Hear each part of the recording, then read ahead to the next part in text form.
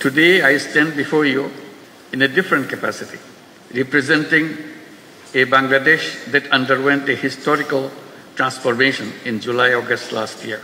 The world witnessed a people united against oppression and corruption. Our youth and citizens demonstrated exceptional resolve and strength to redefine the future of Bangladesh. To restore public trust, we have initiated critical reforms.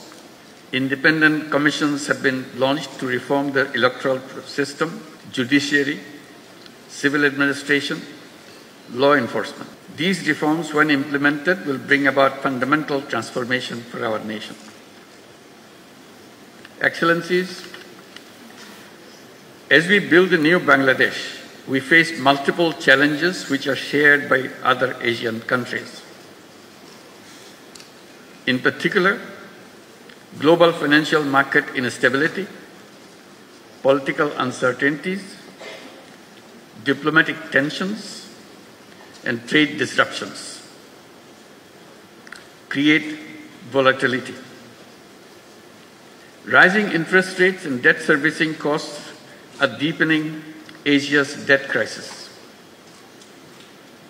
Despite global commitments to the 2030 agenda, progress is slow. Only 24% of SDG targets have been met. Developing Asian countries face an SDG financial gap of 2.5% to $4 trillion annually. Beyond SDG financing, Asia also needs large-scale investments in infrastructure and economic diversification through responsible financing. Food security is under increasing pressure. Rising prices of essential commodities are straining household budgets, especially for low-income families. Climate change and natural disasters are exacerbating this crisis. The strengthening food supply chain is essential. Energy security is critical, especially for net importing developing countries. Energy supply disruptions drive inflation, economic instability, and debt distress. We must find sustainable energy solutions and scale up investments in renewables. Investing in health and education is critical and crucial for human capital development. A well-educated, skilled workforce drives economic growth and innovation. Countries that invest in universal healthcare see better economic productivity. Digital education, vocational training must be expanded to equip our youth for the jobs of the future. Distinguished audience, our civilization is at risk as we continue to embrace self-destructive economic values. The dominant economic model thrives on limitless consumption. It justifies over-extraction of resources and environmental degradation in the name of growth. We must shift towards sustainable economic models that prioritize people and the planet over the profit. The climate crisis poses an existential threat to humanity. In Asia-Pacific region, climate disaster-related economic losses are already enormous, which is equivalent to $65 billion. Climate vulnerable countries like Bangladesh are forced to divert resources towards disaster response, limiting investments in productive sectors. We need new, additional, accessible, non-ODA, non-debt creating grant-based climate finance with an equitable distribution between adaptation and mitigation. Universal access to life-saving medicines and technologies must be guaranteed. The COVID-19 pandemic was a wake-up call, highlighting deep inequalities in global health system Asia should take a united stand in ongoing negotiation of the pandemic treaty.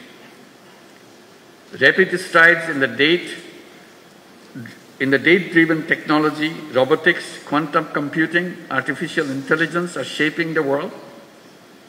Lower capacity and resource mobilization in Asia compared to advanced economies could further widen digital divide.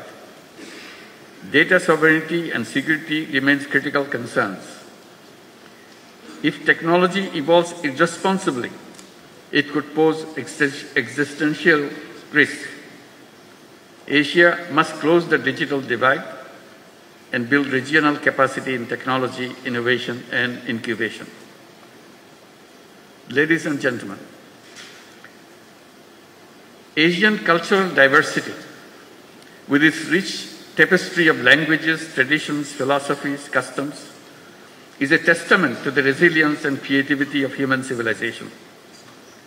The philosophies of Islam, Confucianism, Buddhism, Hinduism, among others, have shaped the global thought, offering unique perspectives on morality, governance, and human spirit.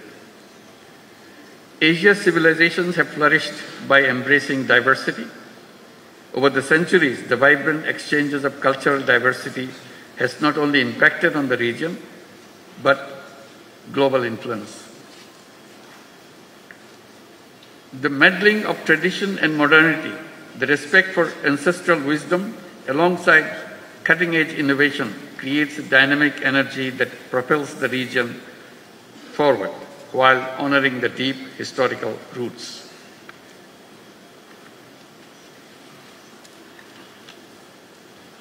Asia's demographic dividend presents immense potential. A growing workforce, particularly young people, can drive innovations and productivity. We must provide them access to finance for entrepreneurship and sustainable solutions. Investing in human capital and in the education system, aligned with the evolving global job market, will shape Asia's future competitiveness. Women's labor force participation in Asia remains low.